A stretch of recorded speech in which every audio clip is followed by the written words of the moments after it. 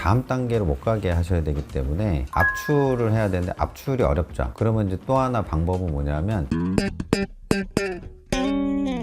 안녕하세요, 의사선생님 윤정현입니다. 오늘은 여드름 흉터에 대한 부분, 예방적으로 또 할 수 있는 치료 방법이 뭐가 있는지 말씀드리도록 하겠습니다.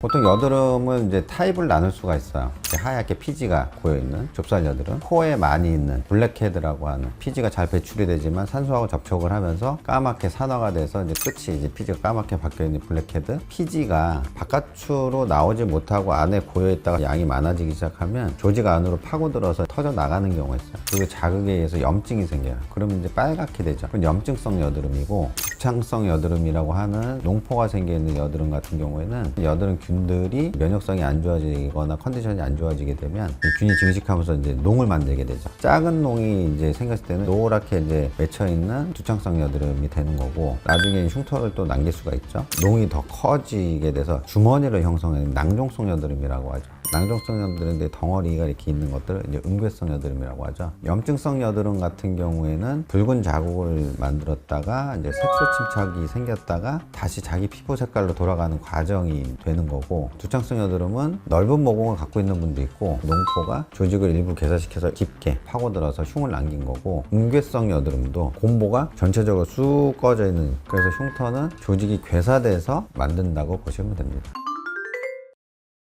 그거는 완전 X인데 진행을 해요. 진행을 하기 전에 보통 여드름들 짜내주면 다음 단계로 진행을 안 해요. 근데 염증성 여드름 같은 경우에 문제가 될 수 있는 게 뭐냐면, 짜서 나와야 되는데 기술적으로 짜내기 어려운 부분이 좀 많아요. 그래서 건드렸다가 농포성 여드름으로 가거나 낭종성 여드름으로 진행이 되거나 하면 흉이 더 많이 생길 수가 있으니까, 농이 노랗게 생겼는데 톡 눌러도 터질 만한 것들 있죠. 면봉으로 톡 짠 다음에 알코올 약국에서 파는 거 아니면 후지딘 같은 거 살짝 발라놓으면 다음 단계로 지나간 것을 예방할 수 있기 때문에, 농포 잘 터질 수 있는 것들은 집에서 이제 홈케어를 하시는 게 제일 좋죠.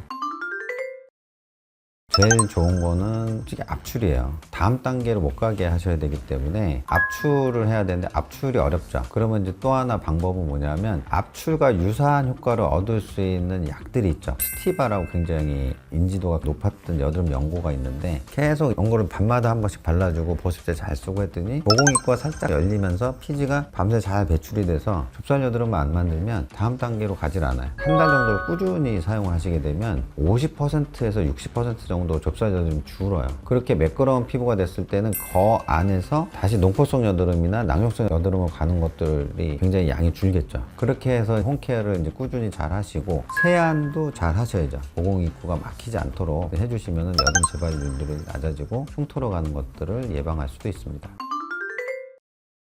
여드름 관리를 받고 홈케어를 해서 압출을 해내고 이렇게 했는데 어쩔 수 없이 자기 면역성이 떨어지고, 또 여드름 가족력이 있는 사람들은 큰 것들이 많이 생기시는 분들이 있어요. 흉터가 생기기 전에 일단 농포가 있었던 자리나 이런 데들을 관리 이후에 에어젯 같은 장비를 이용을 해서 그쪽을 쏴주게 되면 여드름 재발률도 좀 떨어지면서 또 흉터가 생길 것을 미연에 또 예방도 되는 부분이 있고, 두 번째는 흉터가 벌써 다 만들어졌어요. 흉터 치료 마지막에는 결국은 정상 조직하고 흉터 조직하고를 얼마나 비슷하게 보이게 만드느냐, 프락셀 레이저가 대표적인 거죠. 프락셀 레이저도 종류가 여러 가지가 있어서 피부의 상태에 따라서 흉터의 모양이나 그런 거에 따라서 선택을 합니다. 그 레이저를 선택해서 개선시켜 드리게 되면 만족도가 굉장히 높은 상태로 좋은 결과를 얻을 수 있기 때문에 흉터 치료가 잘 안 된다고 생각하실 필요는 없습니다.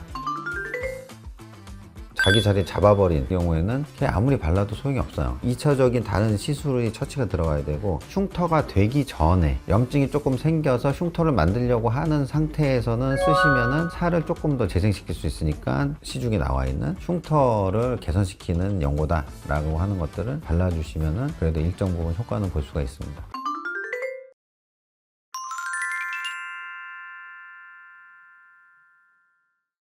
오늘은 이제 여드름 흉터에 대해서 전반적으로 알아봤고, 만약에 기회가 된다고 하면 깊이 있게 이해하기 쉽도록 각 흉터별로 치료를 어떻게 해서 개선시키는 것이 좋을지에 대해서 말씀을 드리도록 하겠습니다. 아무쪼록 이제 흉터에 대해서 해방될 수 있도록 열심히 노력할 테니 많은 애청 바라겠습니다. 지금까지 의사선생님 윤정현이었습니다. 감사합니다.